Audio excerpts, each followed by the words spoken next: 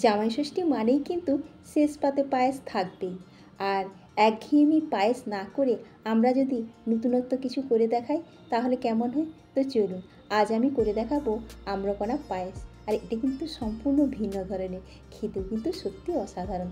আপনারা একবার হলেও বানিয়ে দেখতে পারেন। জামাইদের এরকম একটি পায়েস পরিবেশন করলে সত্যিই খুশি হবে।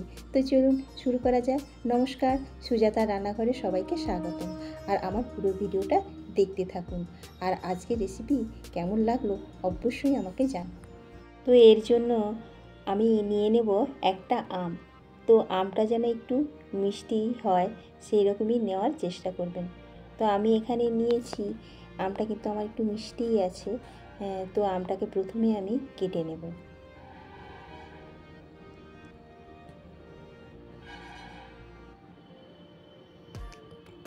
আমটাকে আমি কেটে নিয়েছি। এবার এই আমটাকে আমি একটা থ্রেশারের সাহায্যে কুড়িয়ে নেব, বা আপনারা যদি কেউ চান মিক্সিতে বেটে নিতেও পারেন। এবার এই আমের যে আঁশগুলো আছে সেটাকে কিন্তু আমাকে ছেঁকে নিতে হবে। তো সেই কারণে আমি একটা ছাঁকনির মধ্যে ওটাকে ঢেলে দিব আর ওটাকে ছাঁকনির সাহায্যে ছেঁকে নেব, ওর পাল্পটাকে বের করে নেব। তো একটা চামচের সাহায্যে ওটাকে একটুখানি নাড়িয়ে দিলে ওর পাল্পটা বের হয়ে আসবে। তো এইভাবেই আমি কিন্তু আমের পাল্পটা বের করে নিয়েছি। আমার একটা আমে এতখানি পাল্পটা বেরিয়েছে আর আমার এতটাই লাগবে। এবার আমি নিয়েছি গোবিন্দভোগ চাল। আমি এখানে নিয়েছি 3 চামচ পরিমাণ, আর নিয়েছি কিছুটা পরিমাণ কাজু বাদাম, আর 5টার মতো নিয়েছি আমন্ড, আর 3টে নিয়েছি পেস্তা, আর 4টে নিয়েছি এলাচ। এলাচটাকে আমি গুঁড়ো করে নিয়েছি, আর কাজু বাদামও গুঁড়ো করে নিয়েছি, আমন্ডও গুঁড়ো করে নিয়েছি, আর এখানে আমি চিনি নিয়েছি, চিনিটাও গুঁড়ো করে নিয়েছি, 2 চামচ চিনি নিয়েছি। আর আমি এখানে আমার খোয়া লাগতো, খোয়া ক্ষীর, তো আমার খোয়া ছিল না তাই আমি একটু ক্ষীর বানিয়ে নিয়েছি। আর নিয়েছি ঘি আর গুঁড়ো দুধ, আর এখানে নিয়েছি নারকেলের গুঁড়ো। এবার একটা থালার মধ্যেই দিয়ে দেব চালের গুঁড়োটা। কিন্তু চালের গুঁড়োটা আমার একটু গোটা গোটা আছে, তো একেবারে মিহি গুঁড়ো করে নিলেই ভালো হয়। তো এতে একটু বেশি সময় লাগবে আর কি সেদ্ধ করতে। আর এখানে যা কিছু গুঁড়ো ছিল, যেমন বাদাম, আমন্ড, পেস্তা, পেস্তা দেবো না এখানে। আমি এখানে দেব কাজু, চিনির গুঁড়ো, আর এখানে দিয়ে দেব দুধ পাউডার,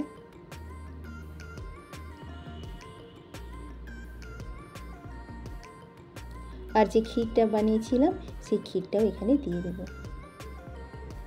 আর এখানে অ্যাড করব 2 চামচ পরিমাণ ঘি, আর সামান্য পরিমাণ দিয়ে দেব এলাচের গুঁড়ো। এলাচের গুঁড়ো দিয়ে সব কিছু একটু ভালোভাবে মেখে নেব। বন্ধুরা, আপনারা কিন্তু আমার চ্যানেলটিকে যারা সাবস্ক্রাইব করেননি তারা অবশ্যই সাবস্ক্রাইব করবেন। আর বন্ধুদের কাছে আমার একটাই রিকোয়েস্ট, যে আপনারা ভিডিওটা দেখেন, অনেকেই কমেন্টস করেন কিন্তু লাইক করেন না। আমি কিন্তু সবসময়ই চেষ্টা করি আপনাদের কমেন্টসের সাথে সাথে লাইক করাটাও। আপনারা যদি এটা করেন খুবই ভালো হয় আর কি। কারণ আমরা যদি সবাই সবাইয়ের পাশে থাকি তাহলে সবাই এগিয়ে যেতে পারবো। আপনাদের কাছে এটাই আমার অনুরোধ। আর এবার আমি এর মধ্যে দিয়ে দেব আমের যে পাল্পটা, সেটা আমি দিয়ে দেব, দিয়ে আবারও একটু ভালোভাবে এটাকে মেখে নেব। তো আমার পুরোটা লাগেনি, আমার এখানে প্রায় 2 চামচের মতো আমের পাল্পটা এখানে লেগেছে। বেশি এখানে দেওয়া যাবে না, কারণ এটা যদি বেশি পাতলা হয়ে যায় তখন হয়ে যাবে, মানে গোল গোল করে বানাতে একটু শক্ত শক্ত যেন হয়। তারপরে লাস্টে দিয়ে দিয়েছি নারকেলের গুঁড়োটা। এখানে 2 চামচ মতোই নারকেলের গুঁড়ো নিয়েছিলাম, সেটাই দিয়ে দিয়েছি। তো এটা কিছুক্ষণ রেখে দিলে চালের গুঁড়ো এর যে রসটা আছে সেটাকে টেনে নেবে। তারপরে একটু গোল গোল আকারে, বলের আকারে গড়ে নেব। এবার একটা কড়ার মধ্যে আমি এখানে দিয়ে দিয়েছি 600 গ্রাম পরিমাণে দুধ। তো দিয়ে দুধটাকে প্রথমে একটু ভালো করে, মানে জাল দিয়েই রেখে দিয়েছিলাম, তো আবারও ভালো করে এবারে ঘন করবো আর কি। আর ওর মধ্যেই আমি দিয়ে দিচ্ছি বাতাসা। আমি এখানে গুড়ের বাতাসাই ব্যবহার করছি।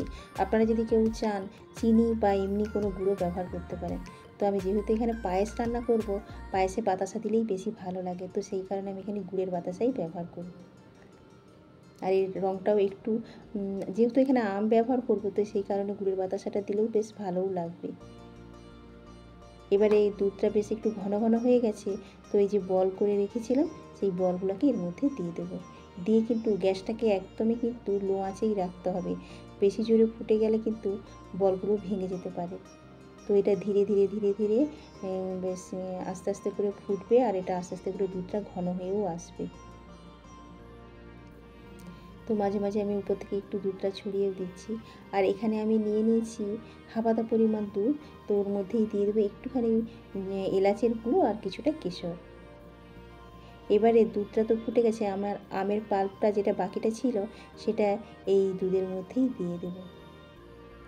দিয়ে এবারে কিন্তু হালকা হাতাটাকে কিন্তু খুব হালকাভাবে নাড়াতে হবে, না হলে কিন্তু বলগুলো ভেঙে যেতে পারে।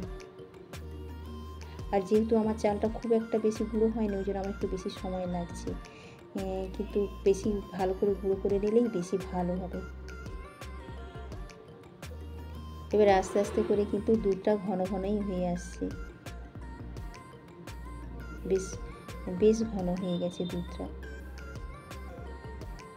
হ্যাঁ, বেশ মাখো মাখো হয়ে গেছে। আর আমি এটা গ্যাসটা অফও করে দিয়েছি, ঠান্ডা হলে ওটা আরও বসে যাবে। এবার আমি একটা প্লেটের মধ্যে ওই আম্রকণা পায়েসটা আমি তুলে নেব। দেখুন দেখতে কি সুন্দর হয়েছে, আর খেতেও কিন্তু খুবই সুন্দর, অপূর্ব এর টেস্ট। আর জামাই ষষ্ঠীর দিনে যদি এইরকম বানিয়ে জামাইদের খাওয়াতে পারেন, জামাই তো বক বক খুশিই হবে এরকম পায়েস পেলে। আপনারা একবার হলেও বাড়িতে ট্রাই করে দেখতে পারেন, অপূর্ব খেতে।